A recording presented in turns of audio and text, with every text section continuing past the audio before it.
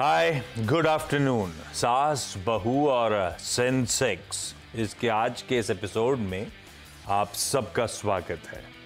हमारी आज मदद करने के लिए मार्केट एक्सपर्ट और ट्रेडर कोलकाता से अमित सेठ साहब जुड़ रहे हैं। अमित जी, हाय, गुड आफ्टरनून। बस बातचीत की शुरुआत करूंगा। पहले शो में रीच आउट करने के जो तरीके हैं वो आपकी स्क्रीन्स पर आएंगे। जैसे कन्वीनियंट हो वैसे रीच आउट करिए। ये थ्रेड का आईडी आपकी स्क्रीन्स पर है, इंस्टाग्राम का और ट्विटर का आईडी भी सब स्क्रीन्स पर है। सब में एक ही वो रीच आउट करने का जरिया है। ध्यान रखिएगा, इसमें कोई बीच में डेसिमल, अंडरस्कोर वगैरह नहीं है। वहाँ रीच आउट करिए या फिर ये हमारा व्हाट्सएप नंबर है, जो कन्वीनियंट हो, जैसे कन्वीनियंट हो, लेकिन रीच आउट करिए। हाँ, ये होगा, थोड़ा टाइम कंज्यूमिंग प्रोसेस है। हो सकता है जब आप मैसेज करें थोड़ा टाइम बाद रिस्पॉन्ड करें हमारी टीम्स, और उसमें भी शेड्यूलिंग आगे हो, क्योंकि डिपेंडिंग कहाँ कहाँ स्लॉट्स हैं उसके बाद डिसाइड करके लाइव आपको क्योंकि इनवाइट किया जाता है। पर चलिए, मार्केट सब आपकी स्क्रीन्स पर आएगा। बढ़िया, बहुत बढ़िया ग्लोबल संकेत। उन अच्छे ग्लोबल संकेतों के साथ गैप अप हमने मजबूती के साथ शुरुआत करी जो गिफ्ट निफ्टी दिखा रहा था, क्योंकि हमारे एशियन पीयर्स बढ़िया कर रहे थे। यूएस के मार्केट्स फ्राइडे को अच्छा कर गए थे। आज सुबह फ्यूचर्स बहुत मजबूत थे, तो हैंडओवर बहुत बढ़िया था और हम अपने ही मोमेंटम में थे। हम फ्राइडे को जब क्लोज हुए थे तो रिकॉर्ड क्लोजिंग लेवल्स पर बैठे हुए थे और गैप दिखा रहा था जो गिफ्ट निफ्टी का कैलकुलेशन, हम ऑलमोस्ट 25,000 के इर्द गिर्द खुलते, किसिंग डिस्टेंस दूर। ये इंडिकेशंस थे गिफ्ट निफ्टी से। ऐसे ही हुआ, शुरुआत ठीक हुई, ठंडे पड़े, उसके बाद फिर मोमेंटम पिकअप करने की कोशिश करी और 25,000 के कितने करीब पहुंच गए थे वो भी आपकी स्क्रीन पे दिखाता हूं। सब चैनल तैयार था, सारा टिकर टीम रेडी थी, सारा डेटा रेडी था और हम पहुंचे कहां पे? 24,999.8, 0.2 से वो मैजिकल आंकड़ा चूक गया और उन्हीं लेवल से फिर मुनाफा वसूली का दबाव हावी होता हुआ नजर आया और फ्लैट लाइन, एक समय तो लाल निशान में भी था भारतीय बाजार, अब हम फ्लैट लाइन के इर्द गिर्द घूमते हुए। वो मार्केट जो एक समय 165 अंक मजबूत था, इस समय 20 अंक की बढ़त के साथ ट्रेड कर रहा है। हम 150 पॉइंट के आसपास ऊपरी समय से गवा बैठे। खैर, वो इंपॉर्टेंट आंकड़ा ही है, लेकिन आंकड़े की अहमियत थी। जिस तरह का ऑप्शन राइटर्स का वो जोन था 25,000 का और साइकोलॉजिकली इंपॉर्टेंट लेवल था, तो वहां पे शायद उसी के इर्द गिर्द मुनाफा वसूली का दबाव फिर वो ट्रिगर हुआ और ठंडा पड़ गया बाजार। खैर, आज सुबह आईसीआईसीआई बैंक बहुत सपोर्टिव था, 2-2.5%, वो ठंडा पड़ गया। 1% के आसपास मेरे ख्याल से आईसीआईसीआई बैंक मजबूती के साथ ट्रेड कर रहा है।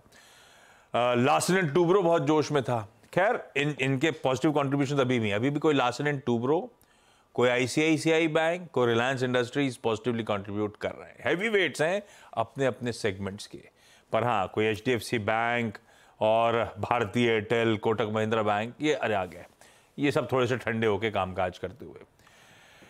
खैर, ये अब तक के बाजार के बेहद इंटरेस्टिंग समीकरण। लेकिन अच्छा, इस बीच एक बात और ध्यान रखिएगा, ग्लोब में तेजी जस की तस इंटैक्ट है। वो तो हम एक मुनाफा वसूली के पॉकेट को हिट कर गए थे, बस, और कुछ नहीं हुआ है। एशिया अभी भी मजबूत कामकाज कर रहा है और उधर यूएस के फ्यूचर्स अभी भी मजबूत डटे हुए खड़े नजर आएंगे आपको। अमित जी, ये जो आज क्रूशियल जंक्चर पे पहुंचते पहुंचते ठंडे पड़े, कैसे रीड करूं? बस ये बड़ा आंकड़ा था, बड़ा लेवल था। मेरे ख्याल से सबके सिस्टम में टारगेट्स होंगे, उसी के आसपास मुनाफा वसूली आनी थी। जस्ट लगता है स्क्रीन, कोई घबराने वाली बात तो है नहीं ना? एक बार के लिए फ्लैश आउट हुआ है ट्रेड, जो उन्होंने बुक करना था बुक कर लिया।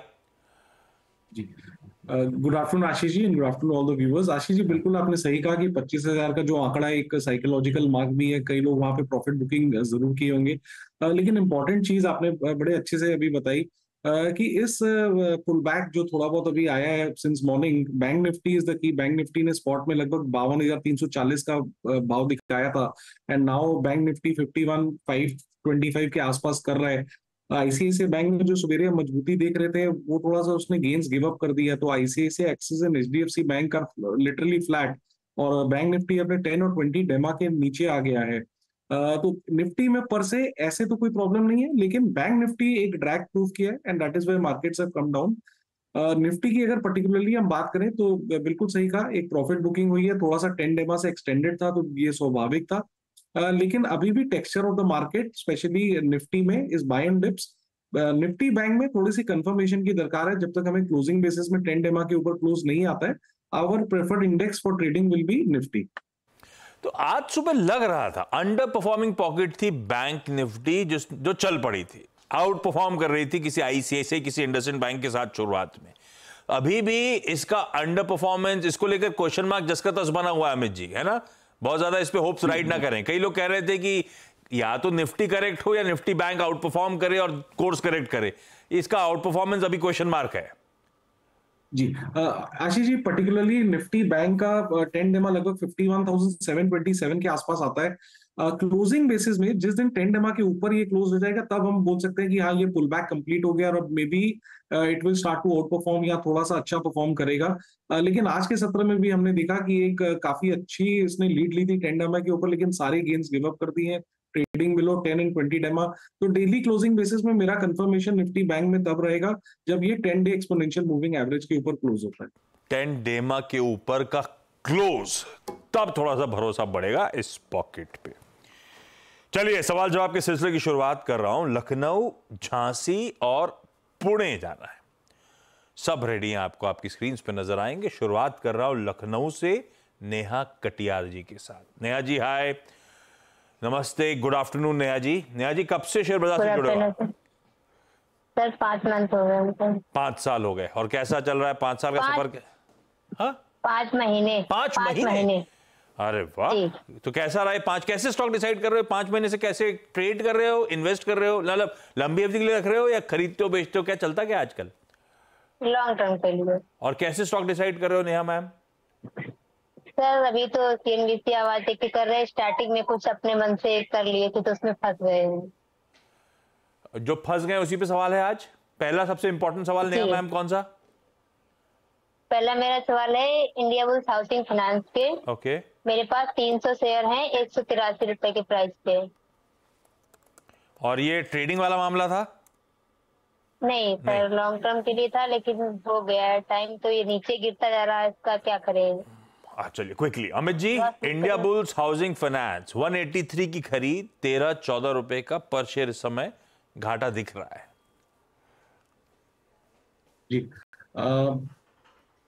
जी आशीष जी, थोड़ा सा यहाँ पे structure India bulls housing finance का साइडवेज है, थोड़ा सा की मूविंग एवरेजेस के ऊपर आने की कोशिश कर रहा है। तो मेरी सलाह ये रहेगी कि इमीडिएट तो इसमें घाटा ना बुक करें। 161 162 का अहम लेवल है, उसको होल्ड करके रखें और मुझे लगता है इनका भाव आ सकता है। भाव आ सकता है, मैम घाटा पे नहीं निकालेंगे। 161 162 के जोन्स होल्ड कर रहे हैं तो आपके खरीद भाव के आसपास 183 तक जाएगा। अभी कोई स्टॉप इसी जोन्स में 161 162 पे स्टॉप लॉस लगा के बैठूं अमित जी? हाँ जी, वो एक क्रूशियल जोन रहेगा, उसके नीचे चला जाए तो प्रॉब्लम है, नहीं तो इट इज अभी स्टेडी है स्टॉक। हाँ। और आज के सत्र में भी थोड़ा सा गेंस दिखा रहा है तो होल्ड करना ही बेटर रहेगा। होल्ड करेंगे मैम, स्टॉप लॉस लगाएंगे 161 162 के जोन्स पे, अभी नहीं निकलेंगे इससे। झांसी से अंकिता द्विवेदी जुड़ती हुई। अंकिता जी हाय, नमस्ते। अंकिता मैम क्या करते हो झांसी में आप? कब से शेयर मार्केट से जुड़े हो? 10-15 दिन। मिस्टर द्विवेदी भी साथ में? अच्छा अंकिता मैम, पहला सवाल।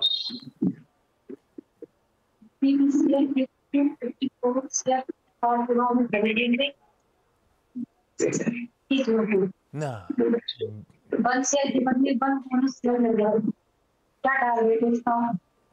ये द्विवेदी साहब ने लिया था, आपने लिया था? अच्छा चलिए, हस्बैंड ने लिया बोला। अच्छा, बीपीसीएल 254 शेयर्स, 308 की खरीद, 336 पे चल रहा है। अच्छा उनसे पूछेगा ट्रेडिंग के लिए लिया था कि लंबी अवधि के लिए लिया था? लंबी अवधि के लिए लिया था सर। लंबी अवधि के लिए लिया है। और लंबी अवधि मतलब द्विवेदी साहब? लॉन्ग टर्म, कोई टाइम ड्यूरेशन। अरे मतलब कुछ तो मतलब सोचा होगा।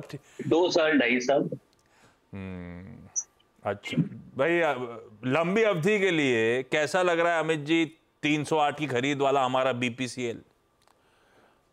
जी Ashish ji, in fact OMC PACS की बात करें तो एक अच्छे खासे कंसोलिडेशन के बाद तीनों ही स्टॉक्स यहाँ पे एचपीसीएल, आईओसी, बीपीसीएल एक अच्छा बेस बना के बाहर आ रहे हैं। बहुत सही समय में यहाँ पे एक ब्रेकआउट आ रहा है। डेली चार्ट्स में देखें तो 325-26 के आसपास ब्रेकआउट आया है। Long term structures weekly charts देखें तो वो भी काफी इंटैक्ट है। एक फ्लैग पैटर्न से ब्रेकआउट करने की कोशिश कर रहा है। 340 के ऊपर अगर क्लोज होता है तो कंफर्मेशन आता है। तो मेरे हिसाब से टेक्निकली देखते हुए यहाँ पे लंबी लंबी अवधि के लिए जरूर बने रहना चाहिए। स्टॉप लॉस क्योंकि ब्रेकआउट लेवल 324 के आसपास है, वॉलेटिलिटी को अकाउंट फॉर करके आप 320 का एक स्टॉप लॉस लगाएं और इसमें बने रहें। मुझे लगता है कि यहाँ पे एक अच्छे गेन्स आपको मिल सकते हैं बीपीसीएल में। बढ़िया चुना है आप लोगों ने, बनेंगे। बढ़िया बेस फॉर्म हो रहा है, अगले मूव की तैयारी हो रही है 320 पे, लेकिन अपना द्विवेदी साहब मैम एसएल प्लेस करिएगा। पुणे से जयश्री जी के पास चला जाए। Jayshree ma'am, hi, good afternoon Jayshree ma'am. Jayshree ma'am, आप मुस्कुरा बहुत रहे हो, आपका पोर्टफोलियो मतलब चमक रहा है। बहुत अच्छा चल रहा है सर। बहुत अच्छा चल रहा है। अच्छा, ट्रेडिंग करते हो, पोजिशनली लेते हो या लंबी अवधि के लिए रख के छोड़ देते हो, कैसे करते हो आप? शॉर्ट टर्म के लिए ट्रेडिंग करती हूँ सर। अच्छा, चार्ट स्टडी करते हो या कहीं से आइडियाज आते हैं? सीएनबीसी आवाज की बहुत बड़ी फैन हूँ सर, और आपकी तो बहुत ज्यादा। वो तो आप चैनल पे बैठे हो और किस्मत से मेरे शो में बैठे हो तो ऐसी नहीं तारीफ सर, कर रहे हो। नहीं सर, मेरी मॉर्निंग आपके सुबह से ही होती है। I love good you, morning thank you कहते सो हो। मच। जयश्री मैम, पहला सवाल कौन सा? सर मेरे पास इंडिगो है, लास्ट मंथ लिया था। इंडिगो पेंट या InterGlobe aviation? InterGlobe aviation, Okay. Indigo. हाँ। 25 शेयर्स है, उसको मैंने लिया है 4321 एवरेज प्राइस से। हाँ, और ये ट्रेडिंग वाला मामला है? शॉर्ट टर्म के लिए। और शॉर्ट टर्म को कैसे डिफाइन करते हो आप? 2 to 3 months। ठीक बात। इंटरग्लोब अमित जी, खरीद भाव से 88 रुपए ऊपर चल रहा है अभी तो। जी गुड आफ्टरनून मैम। स्ट्रक्चर यहाँ पे आशीष जी पॉजिटिव ही है, थोड़ा सा वॉलेटाइल हो जाता काउंटर कभी कभी। रेंज आज की भी जैसे हाई लो काफी बड़ी है, बट ओवरऑल यहाँ स्ट्रक्चर पॉजिटिव है, बने रहना चाहिए। आज का जो लो है लगभग आज की कैंडल का, क्योंकि इनका शॉर्ट टर्म नजरिया है, that is coming to around 4275 के स्टॉप लॉस के साथ बने रहे। वहीं से आज के सत्र में हमने देखा है कि स्टॉक ने एक शार्प रिकवरी दिखाई, ऑलमोस्ट एक पिन बार कैंडल बन रहा है यहाँ पे। तो आज का लो 4275 पे स्टॉप लॉस लगाएं। आशा करता हूं यहाँ पे आपको 4600 से 4700 के प्राइसेस शॉर्ट टर्म में नजर आएंगे। नेहा मैम, अगला सवाल। सर मेरा अगला सवाल है जोमेटो। जोमेटो के मेरे पास 110 शेयर हैं 175 के प्राइस पे। और सोच लिया था कि लंबा रखूंगी या कुछ और मन था? सर लंबा ही रखने के लिए लिया, लेकिन इसमें क्या करें, अभी प्रॉफिट बुक कर लेंगे या फिर बना रहने दो? नहीं, लंबा रखा है तो फिर दिक्कत क्या है? बहुत बढ़िया दे भी रहा है आपको। 175 वाला 226 पे है ही है, 50 रुपए, और 4-5 महीने आए हुए हुआ बाजार में, इससे बढ़िया रिटर्न कहाँ मिलेंगे आपको? पर अमित जी, बुक करना है या बने रहना है? जी आशीष जी, स्ट्रक्चर पॉजिटिव है, वीकली डेली चार्ट्स काफी अच्छे हैं। मेरी सलाह यहाँ पे ये रहेगी कि इनको बने रहना चाहिए। स्टॉक बहुत अच्छे से कंसोलिडेट होके बाहर आ रहा है, लगभग 226 का प्राइस है। स्टॉप लॉस जरूर लगाएं, ट्रेलिंग स्टॉप लॉस अपना कर लें 214 का। मुझे लगता है 240 से 250 के प्राइसेस यहाँ पे 1 से 1.5 महीने में नजर आ सकते हैं। एक डिस्क्लेमर यहाँ पे ये रहेगा कि हमने भी अपने क्लाइंट्स को ये स्टॉक लोअर लेवल में 15-20 दिन पहले रिकमेंड किया हुआ है। लो, और सेट हो गया मामला, कुछ नहीं निकलना। अमित जी ने भी अपने क्लाइंट्स को रिकमेंड कर रखा है, तो एकदम सही स्टॉक पकड़ा हुआ है अपन ने, पकड़ के बैठेंगे और अच्छी तेजी यहां से शायद देखने को मिले। अंकिता मैम, अगला सवाल। सर पिछले वाला क्वेश्चन का पूरा नहीं, ऊपर भी पीसीएल का ये पूछ रहा था कि 1 शेयर की बदली में 1 बोनस शेयर मिल रहा था, क्या टारगेट है और क्या 1 शेयर कब मिलेगा? ना, तो बोनस शेयर का टारगेट नहीं, बोनस जब 1 पे 1 आएगा तो अपने आप स्टॉक एडजस्ट हो जाएगा। अभी जो स्टॉक है उसका टारगेट एडजस्ट कर लेना उस हिसाब से। आप लॉजिकली सब कुछ ऐसे ही रहा तो 338 वाला डिवाइडेड बाय 2 बोनस के बाद ट्रेड होना चाहिए, सीधे सीधे, है ना? तो अमित जी ने तो बीपीसीएल का स्टॉक का टारगेट दिया है, वही एडजस्ट हो जाएगा। दूसरा क्वेश्चन ये, हाँ, रिलायंस कैपिटल 1500 शेयर 19 रुपए के भाव में इसको बेच नहीं पा रहे हैं। सर्किट लगाए लोअर क्या? रिलायंस, डायरेक्टर साहब दिखाइए जरा स्क्रीन पे। रिलायंस कैपिटल, हाँ मैं समझ गया। रिलायंस बेच नहीं पा रहे हैं क्योंकि एक तो लोअर सर्किट भी और ट्रेडिंग सस्पेंडेड है प्रोसीजरल रीजन से, इसे बेच ही नहीं सकते अभी आप। ये तो इस समय कामकाज नहीं हो रहा शायद, है ना? ट्रेडिंग रिस्ट्रिक्टेड, ये कुछ एक्सचेंज का इशू है मैम, मतलब इन्होंने कुछ या तो फॉर्मेलिटीज पूरी नहीं करी है, जो भी रीजन हो, कुछ प्रोसीजरल कारणों से इसकी ट्रेडिंग को सस्पेंड कर दिया गया है। मेरे ख्याल से जब ये सुलझाएगी मामला तब वापस ट्रेड होगी, तभी बेच पाएंगे। आपसे कह रहे हो इस समय बेच नहीं पाओगे इसको। जयश्री मैम, अगला सवाल। सर मेरे पास 100 कोचिन शिपयार्ड्स है, 2400 उसका एवरेज प्राइस है, मतलब मैंने 800 वाला भी लिया है और अब तक लेते लेते 2400 उसका एवरेज बना है, तो क्या करे? I can hold it for long, 1 year I can hold. 1 year I can hold. Amit ji, क्या करना चाहिए कोचीन शिपयार्ड में सर? ये आशीष जी, स्टॉक में हमने एक फैंटास्टिक रन देखा है और काफी शॉर्ट पीरियड में देखा गया कि 900 का प्राइस ऑलमोस्ट 2561 के पास आ गया है। Higher high higher low structures intact है और काफी मल्टीपल बेसिस बना के स्टॉक आस्ते आस्ते ऊपर आया है। लेकिन थोड़ा सा, अब ये नहीं कहूंगा कि वीकनेस है, लेकिन ऊपर के लेवल में एक अच्छा खासा मुनाफे पे बैठे हैं और थोड़ा एग्जॉस्टेड लग रहा है। 2450 का एक इसका अहम लेवल है, वो टूटता है तो हायर लो का स्ट्रक्चर एक बार प्रॉब्लम में आ जाता है। तो 2450 का स्टॉप लगा के रखे, क्योंकि आपने कहा कि आपने नीचे के लेवल का भी लिया हुआ है। 2450 जब तक इंटैक्ट है, राइट करिए ट्रेंड को। 2450 के नीचे जाता है तो अपना सारा मुनाफा एक बार के लिए बांध दीजिए। रिलायंस कैपिटल, अमित जी आपको दिखा रहा है कोई भी वॉल्यूम? बीएससी दिखा रहा है आज का वॉल्यूम, लेकिन ये तो मेरे ख्याल से आईबीसी में फंस गया है ना मामला। ये तो शायद हिंदुजा से किसी के पास कंपनी जा चुकी है, तो इसमें तो सिर्फ लेंडर्स को रीपेमेंट होना है मैम। ट्रेड दिखा रहा है, जीरो दिखा रहा होगा ना? जीरो जी, इसमें कोई तो बस बचा नहीं मैम, इसमें इक्विटी के लिए अब कुछ बचा नहीं। ये कंपनी को किसी ने खरीद लिया है और सिर्फ क्रेडिटर्स को पैसा दिया जाएगा, जहां तक मुझे जानकारी है। एक बार चेक करिएगा आप, ये शायद स्टॉक फंस गया है। खैर, इस नोट पर मुझे लगता है अब समय खत्म हो रहा है। सर समय खत्म, ओके सॉरी, इसके अलावा सवाल नहीं ले पाऊंगा। नेहा मैम, अंकिता मैम और Jayashree ma'am, thank you so much जुड़ने के लिए। अमित जी, बढ़िया तरीके से सारी क्वेरी सॉल्व करने के लिए आपका भी धन्यवाद। एक बार हमको धन्यवाद नहीं करता, आप बैठे रहो सर, ब्रेक के उस पार आपसे एसबीएस स्टॉक पिक ले लूंगा।